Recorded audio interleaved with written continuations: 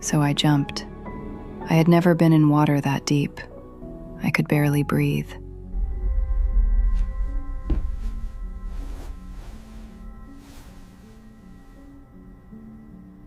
Hi, my name is Emma, and I'm 28 years old. And I have a hospital wristband sitting in front of me right now that should not exist the way it exists. It's faded. The plastic is this sad yellowish color now, all curled at the edges like it's trying to close in on itself. The ink is almost gone, but I can still read the time printed on it. 3:47 p.m., June 23rd, 2010. Here's the thing. The people who pulled me out of the water that day, my cousin Derek and some stranger I never got the name of, they didn't reach me until 3:52. 5 minutes later. Derek told the paramedics that. He told the doctors. He told my mom while she was crying in the hallway. It took him almost 5 minutes to swim out far enough to get to me, and by the time he got there, I was already floating face up, already breathing. But at 3:47, while I was still underneath that water, while my body had stopped doing anything I told it to do, I felt 2 hands press up underneath my arms. Not pulling, not grabbing, just steady, just warm, just there. Nobody was in that water with me, but somebody touched me. I need to go back to who I was before that day, because if you don't understand the girl I was at 14, nothing else about this story will make sense. I grew up in this house that was basically split down the middle. My mom's side of the family was all faith, my grandma Ruth especially. That woman prayed like it was breathing. She prayed before meals, after meals, during meals. She'd whisper prayers while she was folding laundry. I'd catch her with her eyes closed in the passenger seat of the car, lips moving. And I'd just stare at her like she was performing for an audience that wasn't there. I thought it was embarrassing, honestly. I thought it was weak. My dad was the opposite. Smart, engineer, the kind of man who needed data for everything. He told me once, I was maybe 11, that people who believed in God were just people who couldn't handle the fact that the universe didn't care about them. He said it so casually, like he was telling me the weather, and I swallowed it whole. I carried that sentence around like it was a diploma. I repeated it at school. I repeated it to my grandmother's face one Easter morning when she asked me to come to service with her. I told her that praying to God was like writing letters to Santa Claus. I told her that right to her face. She didn't yell. She didn't argue.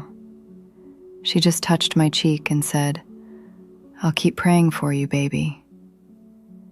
And something about how gentle she was made me even angrier, because I didn't want gentle. I wanted someone to fight me back so I could feel right. My dad left that same year. No warning, no explosion, just gone. I came downstairs one morning and his coffee mug wasn't on the counter. His boots weren't by the door.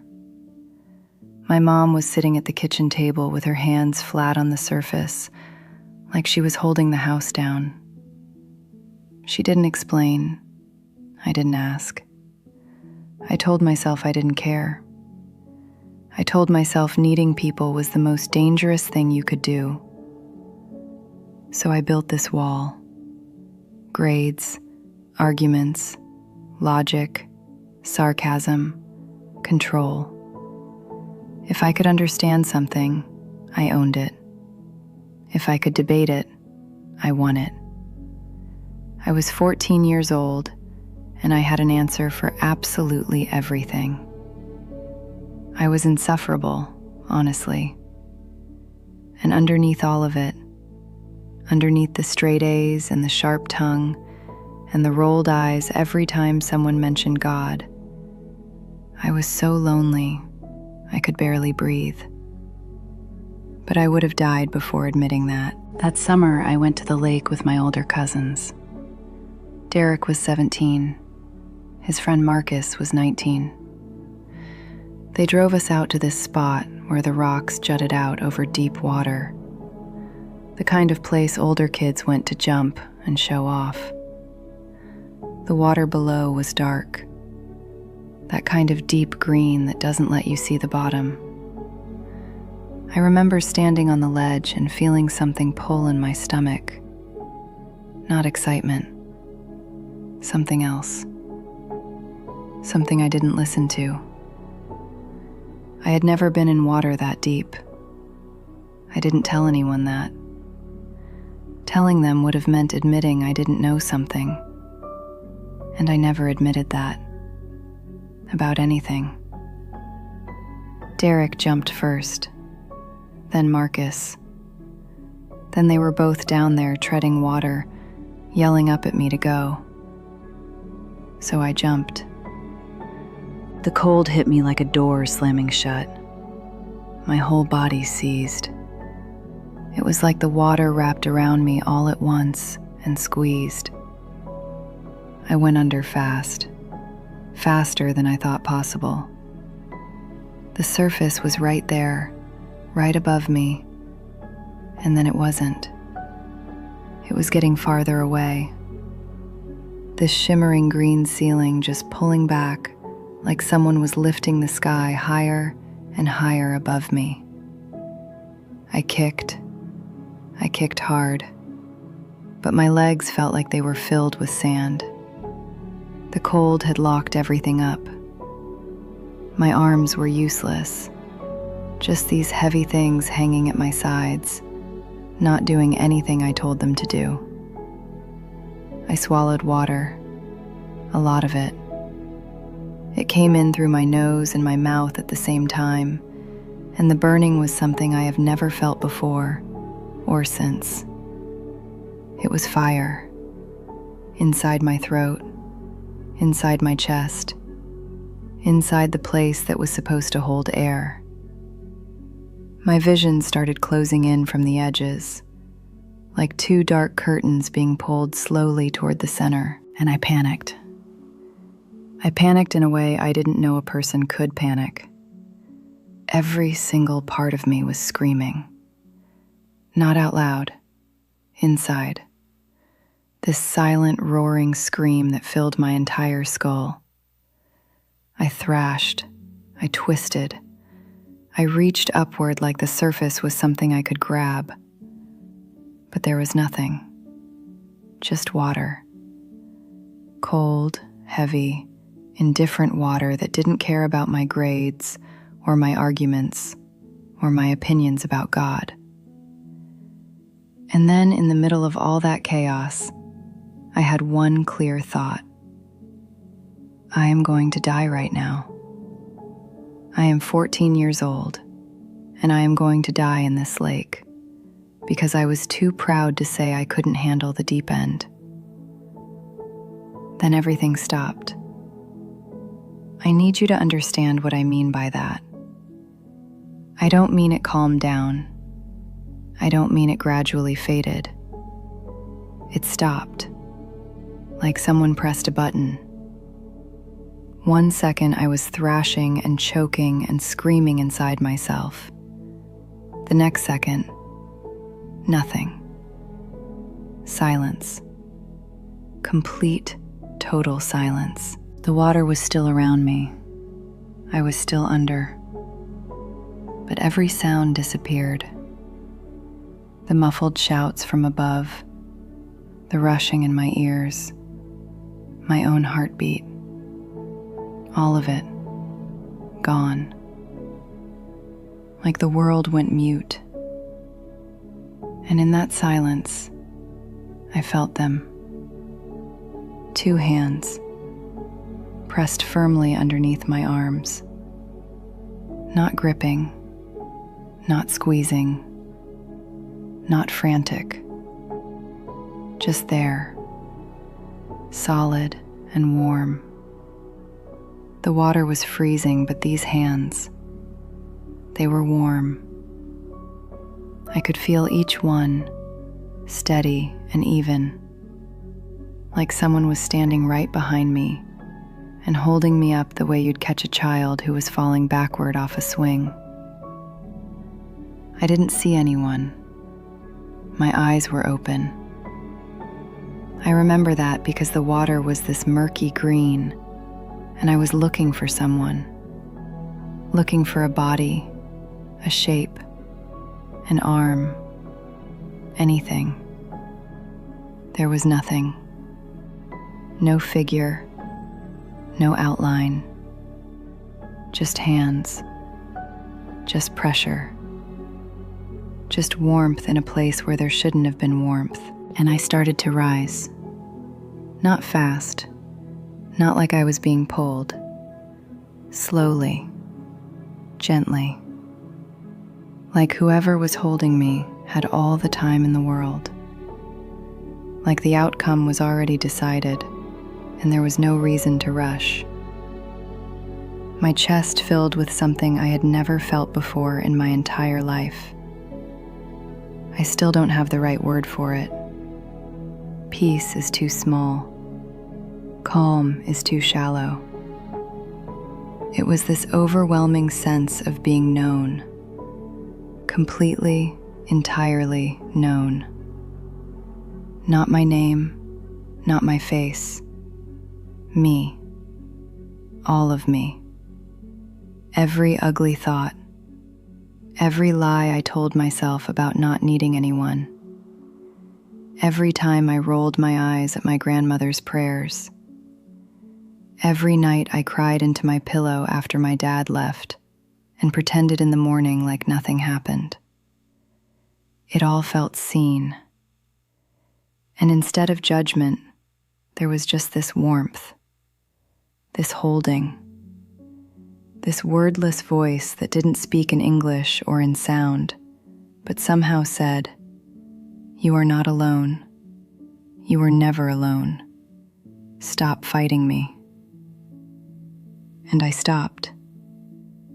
For the first time in my life, I stopped fighting. Not against the water, against everything. Against the control, against the wall, against the desperate need to be right about everything, so I didn't have to feel how scared I actually was. I let go. I surrendered. Not to drowning, to being held. My body rose and I broke the surface gasping. The air hit my lungs like an electric shock. I coughed up water and sucked in sky.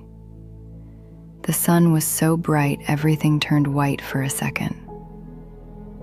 I was on my back, floating, arms out, breathing. And no one was near me. Derek was still 30 or 40 feet away, swimming hard, screaming my name. Marcus was behind him. The stranger on the shore was just getting into the water. Nobody had reached me yet. But someone had already lifted me up. They took me to the hospital in an ambulance. The hallway smelled like rubbing alcohol and floor wax and something metallic I couldn't name. The fluorescent lights above me buzzed in this low hum that I could feel behind my eyes. A nurse put the wristband on me, and I watched her write the time. 3:47. I didn't understand it then. I stayed one night. They said I was lucky. My mom came and held my face with both hands and cried against my forehead, and I let her. which was something I hadn't allowed in a very long time. I didn't tell anyone about the hands, not that night, not that week, not for months. I was terrified they would say it was my brain shutting down, oxygen deprivation, a hallucination, the body's way of comforting itself while it dies. And maybe I was afraid they'd be right, but I think I was more afraid they'd be wrong. Because if they were wrong, then everything I'd built my identity around, the logic, the control, the certainty that nothing existed beyond what I could see and prove, all of it was just a wall I'd built to hide behind, and I wasn't ready to tear it down. But the wristband, that stupid, faded wristband, I threw it in my desk drawer and tried to forget about it. But every few weeks I'd open that drawer and there it was, 3:47. And for just a second, I'd feel the warmth again. I'd feel the silence. I'd feel the hands. Just a flash. Just long enough to make my breath catch. A few weeks after, my grandmother was saying grace before dinner. Normally, I would have sighed or checked my phone or made some comment under my breath. But that night, I just sat still. I closed my eyes. Not to pray, just to listen. And her voice sounded different to me for the first time. Not foolish, not weak. It sounded like someone who knew exactly who she was talking to. Months later, I walked into a church on my own, sat in the very last pew, didn't sing, didn't bow my head, just sat. And something in me was softening, not breaking, softening. The wall had a crack in it, and through that crack, something kept getting in. The same warmth from under the water. I called my dad that winter. First time in almost 2 years. I didn't yell. I didn't accuse. I just said, "I almost drowned this summer, Dad." Long pause. He said, "Your mom told me." And I realized he hadn't called to check. And instead of feeling that old familiar rage, I felt something I never expected. I felt sorry for him. For whatever wall he'd built around himself that was so high, he couldn't even pick up the phone for his daughter. The wristband moved from the drawer to my wallet, then from my wallet to a little wooden box I keep on my nightstand. It's there right now. And it's not proof, not for you. It's a faded piece of hospital plastic with a timestamp that doesn't mean anything unless you're the one who was under that water. But I kept it. For 14 years, I've kept it. And a person doesn't hold on to something that long unless it rewired them from the inside out. I'm not here to tell you what to believe. I spent the first 14 years of my life telling people what not to believe, and I was wrong about all of it. I'm not going to make that same mistake in reverse. But I'll tell you what I know. I know what I felt. I know the times don't match. I know I was drowning and then I wasn't. And I know something held me before any person was close enough to touch me. That's not a theory. That's not a wish. That is what happened to me on a Wednesday afternoon in June at a lake in Virginia while I was sinking in water so cold my body had stopped working. If you've ever felt something you couldn't explain, something too specific, too precise, too personal to be coincidence. I'm asking you not to rush past it. Don't do what I did. Don't shove it in a drawer and pretend it wasn't real. Don't let your pride talk louder than the thing that's quietly trying to reach you. Sit with it, because whatever found me under that water didn't just save my life. It waited. It waited for me to stop fighting. It waited for me to stop pretending I had all the answers. It waited 14 years for me to finally talk about it out loud. I don't think it gives up on people. I don't think it gave up on me. And I really don't think it's given up on you.